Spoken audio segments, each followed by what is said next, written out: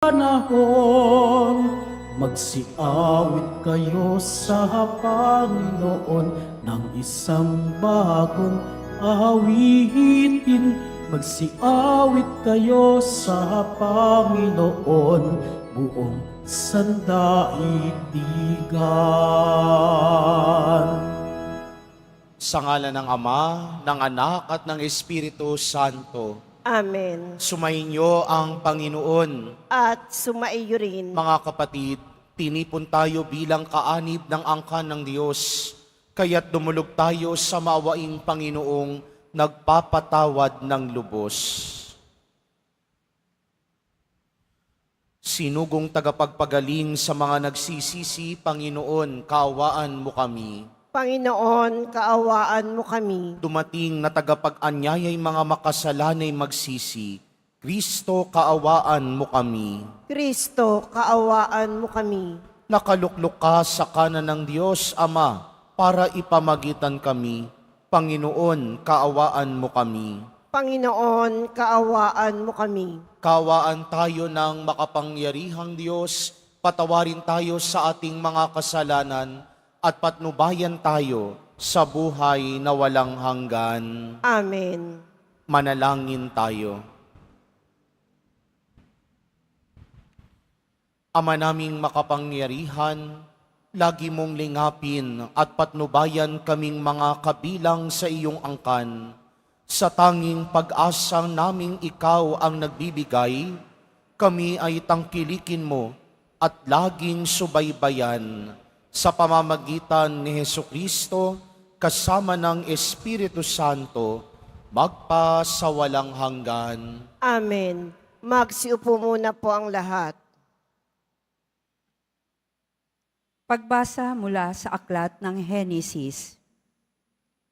Nang likhain ng Panginoon ang lupa at lahat ng bagay sa langit, wala pang anumang halaman o pananim sa lupa, sapagkat wala pang ulan noon at wala pa ring magsasaka. Ngunit mayroon ng bukal ng tubig na dumidilig sa lupa. Nilikha ng Diyos ang tao mula sa alabok, hiningahan sa ilong at nagkaroon ng buhay.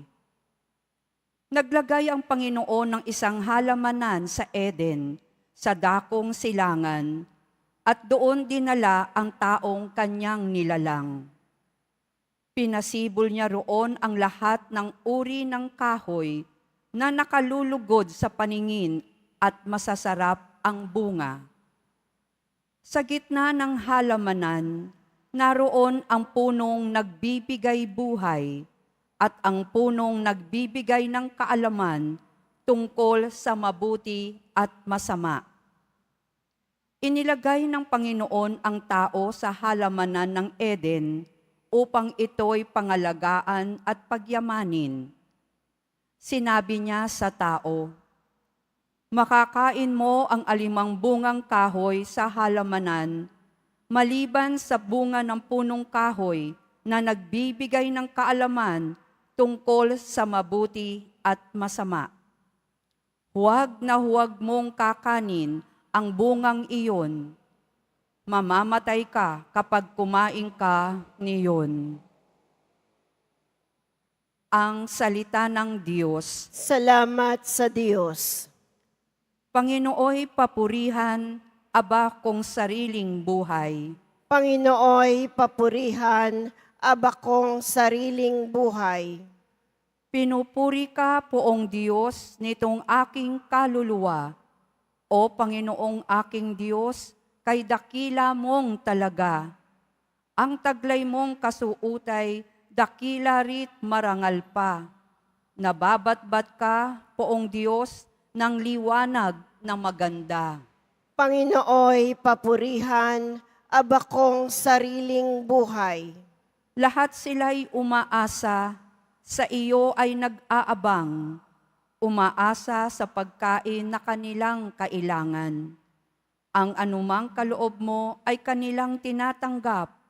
Mayroon silang kasiyahan pagkat bukas ang iyong palad. Panginooy papurihan, aba kong sariling buhay. Natatakot mga matay kung kitlin mo ang hininga. Mauuwi sa alabok pagkat doon mula sila. Taglay mo ang katangiang buhay nila ay ibalik. Bagong buhay ay dulot mo sa nilikha sa daigdig. Panginooy papurihan, aba kong sariling buhay. Magsitayo na po ang lahat.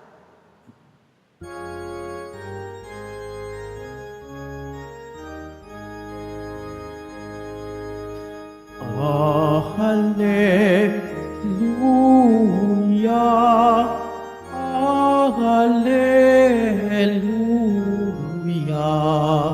Hallelujah, Hallelujah.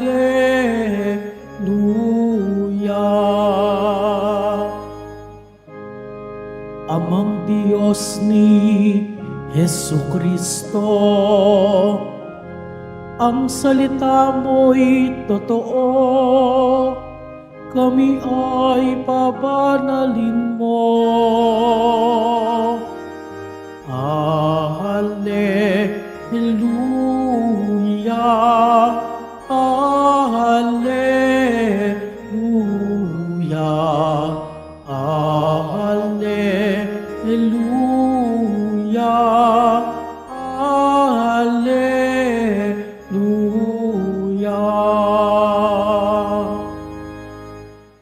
Sumainyo ang Panginoon. At sumaiyo rin. Ang mabuting balita ng Panginoon ayon kay San Marcos. Papuri sa iyo, Panginoon. Noong panahong iyon, muling pinalapit ni Jesus ang mga tao at sinabi sa kanila, "Makinig kayong lahat at unawain ang aking sasabihin. Hindi ang pumapasok sa bibig ng tao ang nakapagpaparumi sa kanya sa mata ng Diyos, kundi ang mga nagmumula sa kanya. Ang may pandinig ay makinig." Iniwan ni Jesus ang mga tao at nang makapasok na sa bahay, siya'y tinanong ng kanyang mga alagad tungkol sa talinghaga. "Kayo man ba'y wala ring pangunawa?" Tugon ni Jesus. "Hindi ba ninyo alam na hindi nakapagpaparumi sa tao ang kinakain niya, sapagkat hindi naman pumapasok iyon sa kanyang puso, kundi sa tiyan, at pagkatapos ay idinudumi?" Sa pagsasabi nito'y para nang ipinahayag ni Jesus na maaaring kanin ang lahat ng pagkain.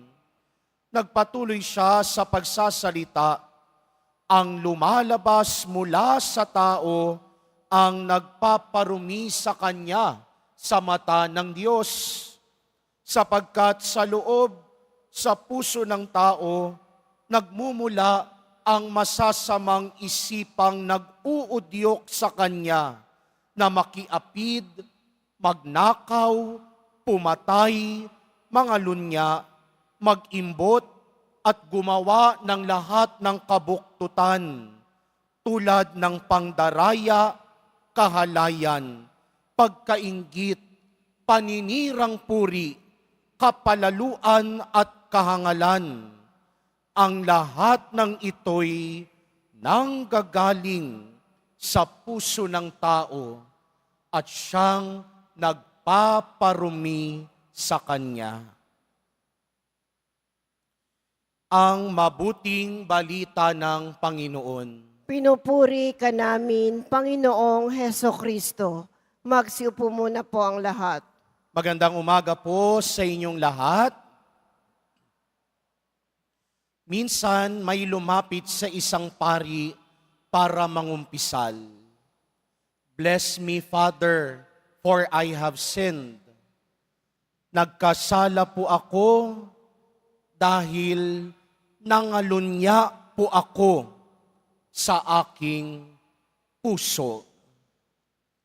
Father, I committed adultery with someone in my heart. Nangalunya po ako sa aking puso. Ang tukso, nagiging kasalanan kapag ine-entertain natin, kapag hinahayaan nating manatili sa isip. Parang apoy na kapag napasok ka, tiyak magkakalamat at magkakapeklat ka. Kaya nga napakahalagang madisiplina natin ang ating isip, panlasa, at ang mga kinasanayan para maiwasang mahulog sa tukso. Kaya ang tukso nagiging kasalanan lamang kapag ine-entertain. Sasabihin natin minsan sa kumpisalan, Father, natukso ho ako. Saan ka natukso? Natukso ho ako dahil nanatili sa isip ko ang isang malalaswang bagay. Natukso akong magsinungaling. Nagiging kasalanan ang tukso kapag hinahayaan nating manatili sa isip at sinasabi natin sa sarili natin, normal naman na matukso. Sa Ebanghelyo, sabi ni Jesus, hindi ang pumapasok sa bibig ng tao ang nakapagpaparumi sa kanya sa mata ng Diyos, kundi ang mga nagmumula sa kanya, ang lumalabas mula sa tao, ang nagpaparumi sa kanya sa mata ng Diyos. Tinutukoy dito ni Jesus na salamin at refleksyon ng mga sinasabi at ginagawa ng isang tao ang totoong nilalaman ng kanyang puso. Minsan, subconsciously, hindi na natin napapansin na nakapagsasalita na pala tayo ng hindi maganda sa kapwa. Nasanay na tayong magsalita at gumawa ng hindi maganda sa kapwa dahil nasanay ang isip at ang puso na normal kahit ang mali at makasalanan. Nasanay ka na ganyan makitungo at makibagay sa kapwa. Pero minsan, mahalaga ring lumabas sa mga kinasanayan para matuto. Kaya nga hindi natin pwedeng ipagsapilitan lagi ang sarili natin sa iba. Hindi pwedeng iba lagi ang mag-a-adjust para sa atin. Hindi natin pwedeng laging sabihin, eto na ako Tanggapin mo na lang. Ganyan na ako. Ganyan ako lumaki. Ganyan ako natuto. Ganyan ako pinalaki. Hindi sa lahat ng oras, ibang tao ang mag-a-adjust para sa iyo.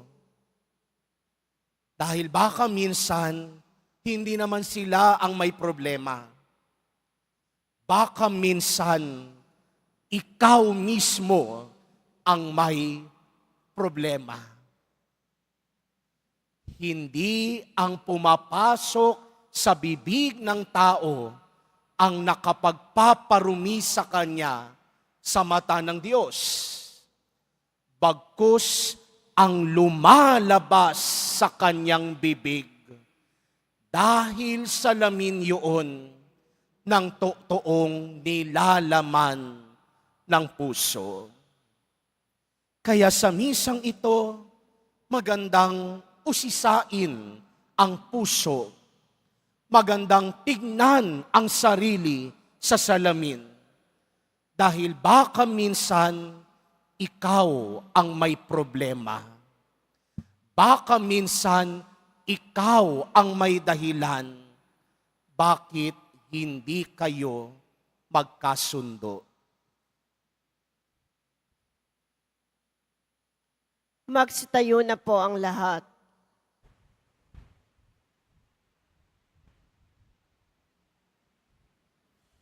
Minamahal kong mga kapatid, para sa mga Kristiyano, wala nang iba pang batas maliban sa batas ng pag-ibig. Manalangin tayo para sa ating katapatan sa batas na ito at walang pag-aalinlangang pagsasabuhay ng ating relihiyon. Ama, dalisayin mo ang aming mga puso. Ama, dalisayin mo ang aming mga puso. Ang ating simbahan naway laging mapanibago at dalisayin ng salita ng Ebanghelyo ni Kristo. Manalangin tayo. Ama, dalisayin mo ang aming mga puso. Tayong lahat naway magdulot ng pag-asa sa mga nanghihina ang kalooban sa pamamagitan ng ating pagmamahal kaysa pawang mga pampalubag na loob na salita lamang. Manalangin tayo. Ama, dalisayin mo ang aming mga puso. Ang ating mga puso naway mapuno ng tapat na pagnanais na mabuhay para sa bawat isa upang sumamba tayong lahat sa Espiritu at katotohanan. Manalangin tayo. Ama, dalisayin mo ang aming mga puso. Ang mga may sakit at naghihingalo naway makatagpo ng kaginhawahan ng pag-ibig at habag ng Ama. Manalangin tayo. Ama, dalisayin mo ang aming mga puso. Ang ating mga yumaong mahal sa buhay naway makasama sa kalipunan ng tunay na pagsamba sa kalangitan. Manalangin tayo. Ama, dalisayin mo ang aming mga puso. Sa ilang sandali ng katahimikan, ating ipanalangin ang iba pang mga pangangailangan ng ating pamayanan, gayon din ang mga intensyon na inialay sa ating misa sa araw na ito. At isama rin natin ang ating mga pansariling kahilingan. Manalangin tayo. Ama, dalisayin mo ang aming mga puso. Makalangit na Ama, gawin mong dalisay ang aming mga puso upang hindi kami mawalay sa aming mithiing mahalin ka ng higit sa lahat. Hinihiling namin ito sa pamamagitan ni Kristong aming Panginoon. Amen. Magsiupo muna po ang lahat.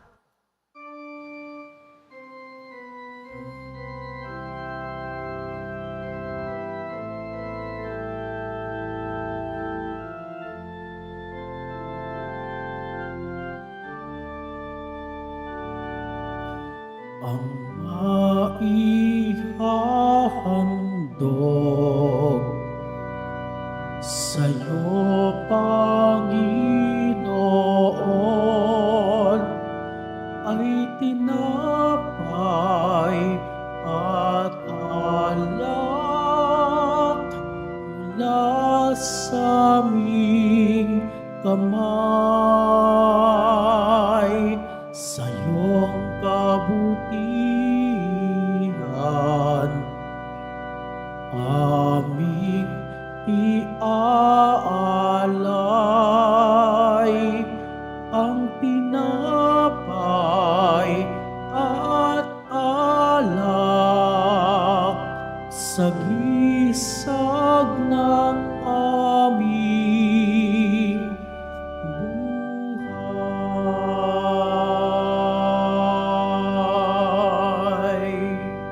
Magsitayo na po ang lahat. Manalangin kayo mga kapatid upang paghahain natin ay kalugdan ng Diyos amang makapangyarihan. Tanggapin nawa ng Panginoon itong paghahain sa iyong mga kamay, sa kapurihan niya at karangalan, sa ating kapakinabangan at sa buong sambayanan niyang banal. Ama naming lumikha, ang pagkait inuming narito ay iyong ginawa upang mapalakas kaming mga mahihina. Ipagkaloob mong ito ay aming mapagsaluhan bilang pakikinabang sa buhay mong pangmagpakailanman. Sa pamamagitan ni Hesukristo, kasama ng Espiritu Santo, magpa sa walang hanggan. Amen. Sumainyo ang Panginoon. At sumaiyo rin. Itaas sa Diyos ang inyong puso at diwa. Itinaas na namin sa Panginoon. Pasalamatan natin ang Panginoong ating Diyos. Marapat na siya ay pasalamatan. Ama naming makapangyarihan, tunay ngang marapat na ikaw ay aming pasalamatan sa iyong paglingap at kagandahang loob. Ang tao'y nilikha mo't pinangasiwa sa sansinukob. Sa hangad mong siya'y iwastong lubos, siya'y pinagdusa mo sa kanyang pagtalikod. Sa iyong paggiliw, iyong ipinahintulot na makabalik siya sa pamamagitan ni Kristo Jesus.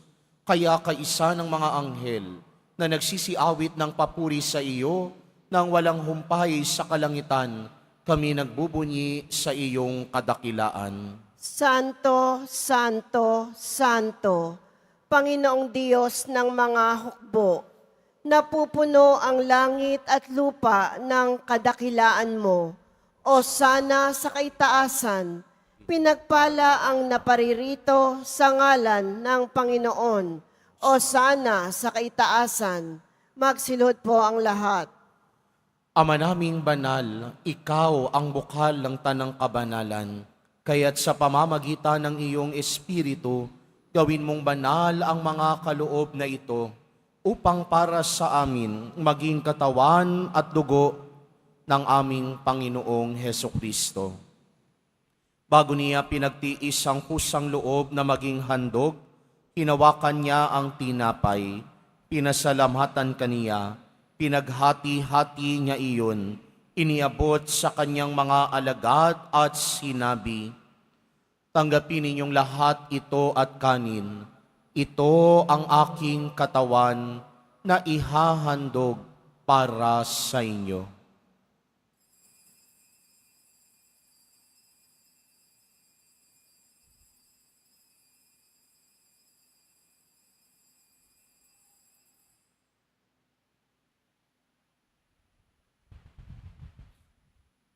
Gayun din naman noong matapos ang hapunan, hinawakan niya ang kalis, uli kanyang pinasalamatan. Iniabot niya ang kalis sa kanyang mga alagad at sinabi, "Tanggapin ninyong lahat ito at inumin. Ito ang kalis ng aking dugo, ng bago at walang hanggang tipan, ang aking dugo na ibubuhos para sa inyo at para sa lahat, sa ikapagpapatawad ng mga kasalanan. Gawin ninyo ito sa pag-alala sa akin."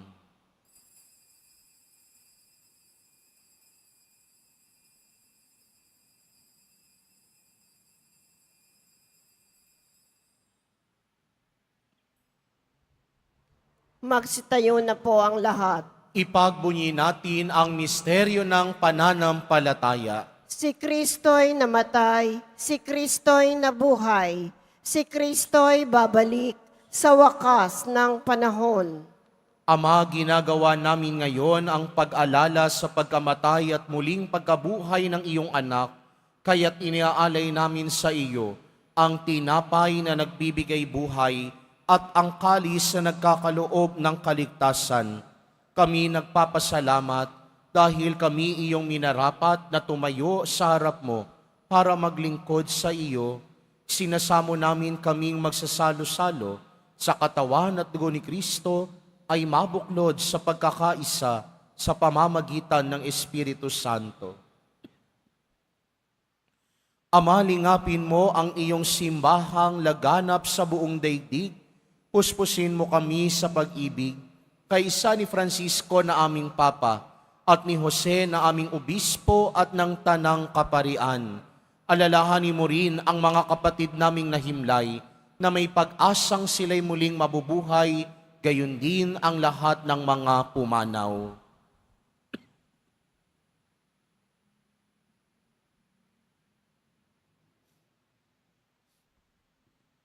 Kaawaan mo sila at patuloyin sa iyong kaliwanagan.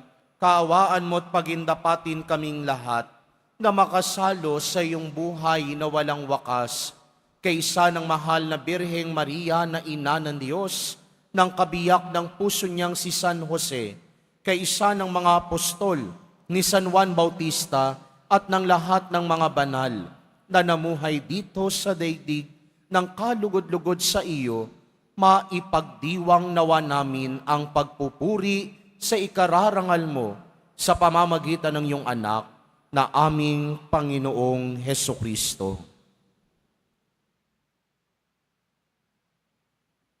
Sa pamamagitan ni Kristo, kasama niya at sa Kanya, ang lahat ng parangal at papuri ay sa iyo, Diyos amang makapangyarihan, kasama ng Espiritu Santo, magpa sa walang hanggan. Amen.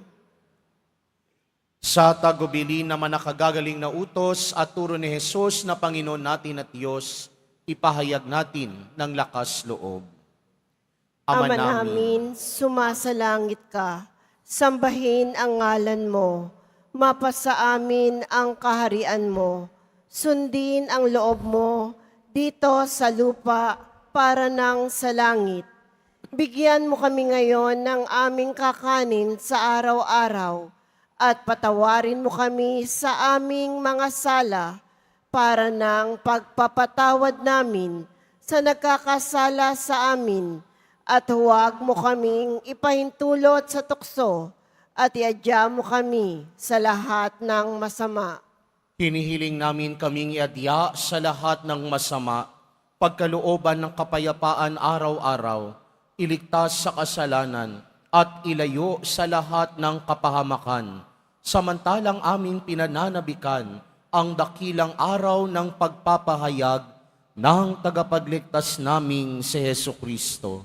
Sapagkat iyo ang kaharian at ang kapangyarihan at ang kapurihan magpakailanman. Amen. Panginoong Hesukristo, sinabi mo sa iyong mga apostol, kapayapaan ang iniiwan ko sa inyo, ang aking kapayapaan ang ibinibigay ko sa inyo. Tunghayan mo ang aming pananampalataya at wag ang aming pagkakasala. Pagkalooban mo kami ng kapayapaan at pagkakaisa ayon sa iyong kalooban, kasama ng Espiritu Santo, magpa sa walang hanggan. Amen. Ang kapayapaan ng Panginoon ay laging sumainyo. At sumaiyo rin. Magbigayan kayo ng kapayapaan sa isa't isa.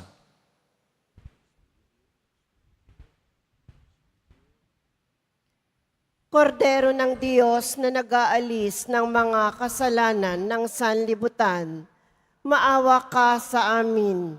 Kordero ng Diyos na nag-aalis ng mga kasalanan ng sanlibutan, maawa ka sa amin. Kordero ng Diyos na nag-aalis ng mga kasalanan ng sanlibutan, ipagkaloob mo sa amin ang kapayapaan. Magsilod po ang lahat.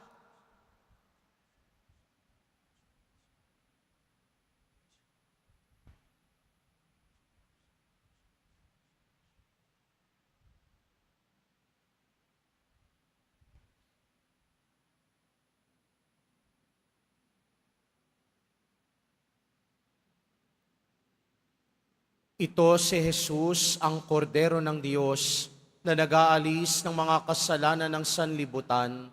Mapapalad ang mga inaanyayahan sa kanyang piging. Panginoon, hindi ako karapat-dapat na magpatuloy sa iyo, ngunit sa isang salita mo lamang ay gagaling na ako.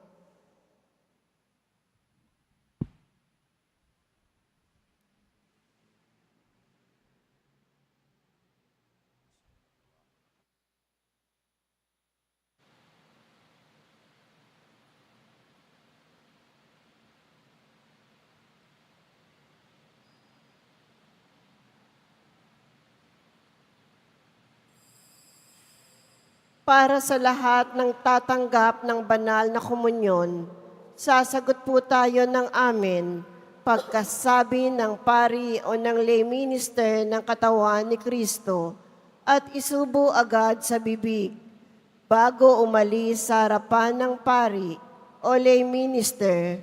Sumunod po tayo.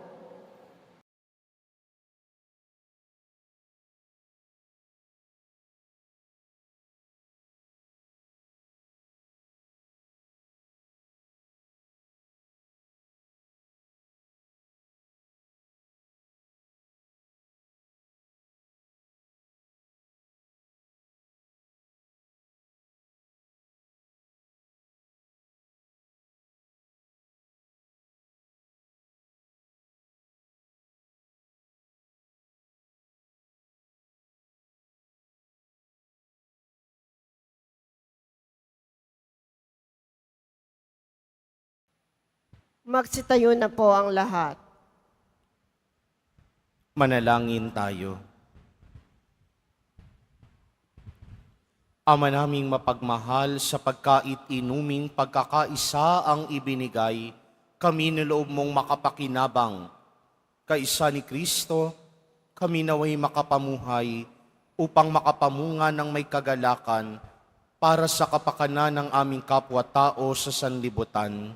Sa pamamagitan niya, kasama ng Espiritu Santo, magpa sa walang hanggan. Amen. Sumainyo ang Panginoon. At sumaiyo rin. Mahal na poong Jesus Nazareno, inihayag mo sa pamamagitan ng krus ang walang maliw na pag-ibig ng Diyos sa sangkatauhan. Pakinggan mo ang kahilingan, lalo na para sa mga nangangailangan ng iyong tulong at awa. Makamtan nawa namin ang iyong kasagutan na may utang na loob na tinatanaw. Basbasan din po ninyo itong mga imahen at dasalan upang lalo kaming manalangin at magtiwala. Sa pamamagitan ng bendisyon na ito, naway lalo kaming maging mapaglingkod, masunurin at tapat sa iyo na aming maluwalhating Panginoon, magpa sa walang hanggan. Amen. Pagpalain at pag-ingatan kayo lagi ng makapangyarihang Diyos, Ama, Anak, at Espiritu Santo. Amen. Naialay na ang banal na misa, humayo kayong taglay ang pag-ibig at kapayapaan ng poong Jesus Nazareno. Salamat sa Diyos.